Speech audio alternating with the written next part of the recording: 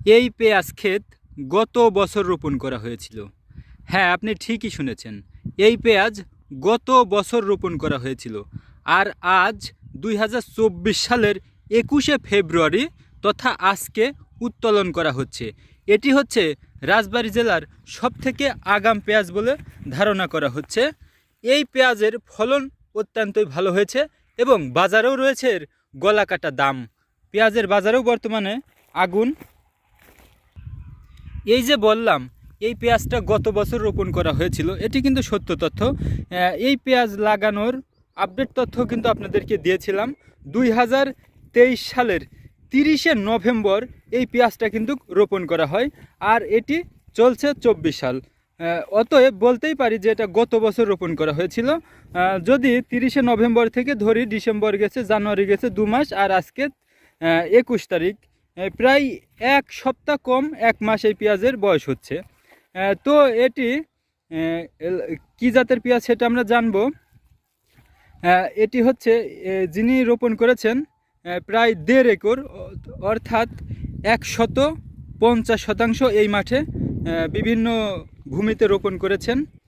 তো এটি হচ্ছে এই মাঠে, এই জমিতে মানে বা এই ভুঁইতে সবথেকে আগে উত্তোলন করা হচ্ছে। আরও জমি রয়েছে, সেগুলো তো আমরা জানবো এবং আপনাদেরকে এটাও জানাবো যে শতাংশ প্রতি কী পরিমাণে পেঁয়াজ হয়েছে বাড়িতে নিয়ে যাচ্ছে, এটা প্রসেস করা হচ্ছে, মেরামত করা হচ্ছে। এটা হয়তো সংরক্ষণ করা হবে না, এখন দামটা ভালো, বিক্রি করে দেওয়া হবে নগদই, কারণ এখন দামও ভালো আছে এবং কাঁচা পেঁয়াজ আছে। আর এটা সংরক্ষণ করাও ঠিক হবে না, আগাম পেঁয়াজ। আবার এই পেঁয়াজের চারাটা বা দানাটাও কিন্তু কম বয়সে লাগানো হয়েছিল। মাত্র 40 দিন বয়স যখন হয় তখন কিন্তু এই পেঁয়াজটা রোপণ করা হয়।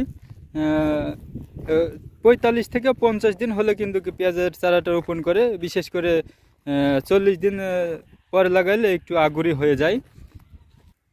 এবার দেখাচ্ছি রসুনেরও কিন্তু বাম্পার ফলন। এ মাঠে যিনি রসুন চাষ করেছেন বেশ কয়েক বিঘা, ওই যে উনি ওই যে পেঁয়াজের যত্ন নিচ্ছেন, তো এই রসুনেরও কিন্তু বাম্পার ফলন। এটাও কিন্তু আগাম উঠে আসবে।